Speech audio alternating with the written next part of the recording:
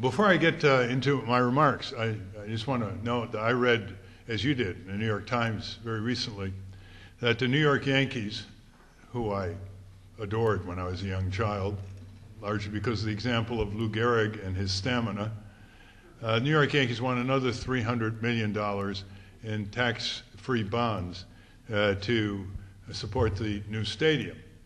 It's not enough that 20 acres of parkland were taken, trees were cut down, the old stadium wasn't renovated.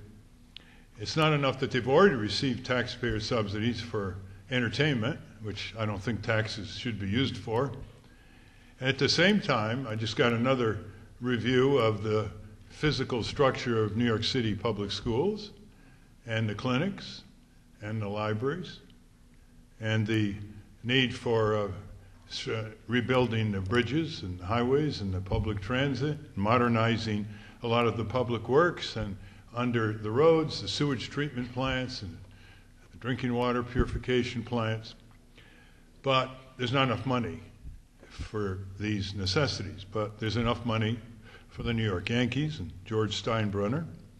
There's enough money to blow apart Iraq, a country that never threatened us. $14 million an hour, 24 hours a day is what it's costing us, and that doesn't count the veterans' support for years and years for the injured and the sick. And, you know, just reading the New York Times and other newspapers, the information is available. We know what's wrong in one area after another.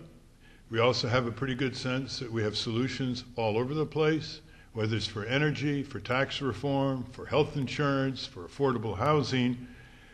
We have solutions on how to make government accountable. We have solutions on how to crack down on corporate crime, fraud, abuse. It's looting pensions and draining investors, the whole Wall Street crookery, all the way down to Enron in Houston. You know what's missing? What's missing here? What's the missing ingredient?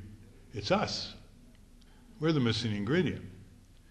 There is no way this country can be driven into the ground as it's being driven by giant multinational corporations who've hijacked our government, who were born in the USA and grew to profit on the backs of American workers, who when they were in trouble went to Washington to be bailed out by American taxpayers, who when they were in trouble overseas called on the U.S. Marines, and then they come back here, and what's their message to the American people?